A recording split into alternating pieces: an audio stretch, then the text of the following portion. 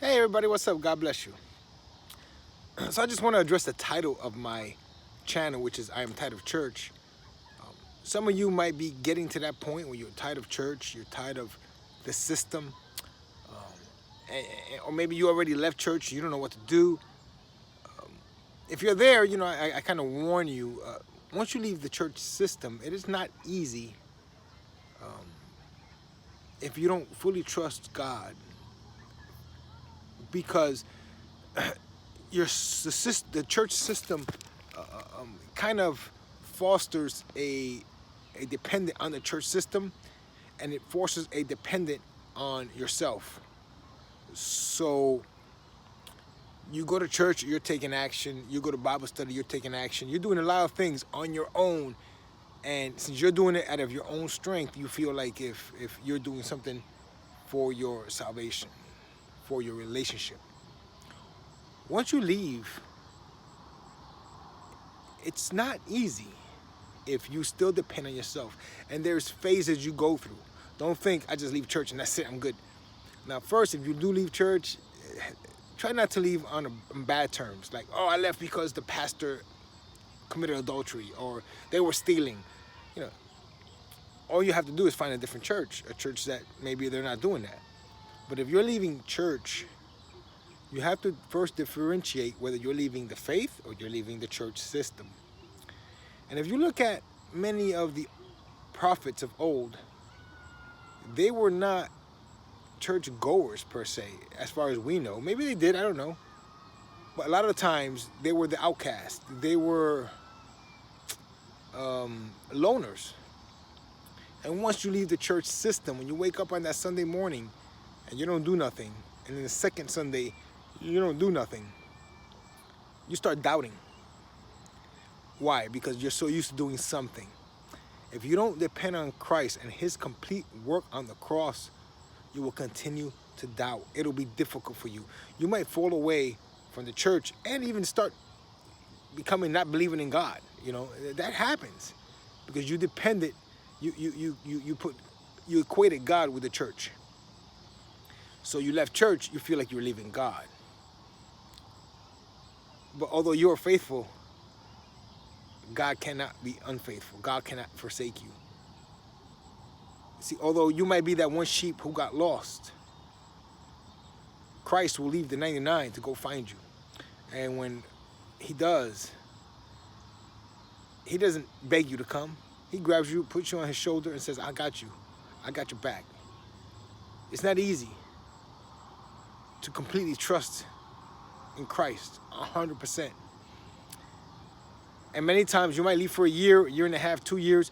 You want to fellowship, and there's nothing wrong with that. Find a house church, find a group of people you study the Bible with. I go to a small Bible study. It doesn't mean I don't want to deal with no Christians at all. No, I still like the fellowship.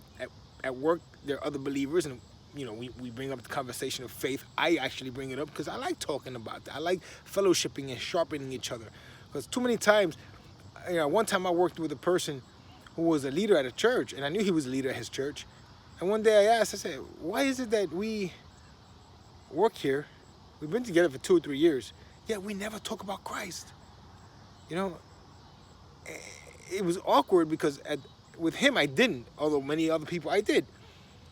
It just felt awkward too, and because I knew him being a leader at a church, his main goal was to try to get me back into the church, or I was wrong. So I didn't bother bringing that up. I didn't bother bringing that up, bring up the topic of Christ, although I should have. But I did mention that. Why don't we? We're supposed to talk about Christ in and out of church, but too many people do it only at church, only in the system, only when I'm around others. So if you decide to leave church, understand that you're not leaving God, but I encourage you not to leave if you don't have the 100% doubt of your salvation in Christ. That faith is not dependent on your faith, but it is the faith of Christ that saves you. The faith that when Christ died as a man, he had the faith that God was going to resurrect him in 3 days.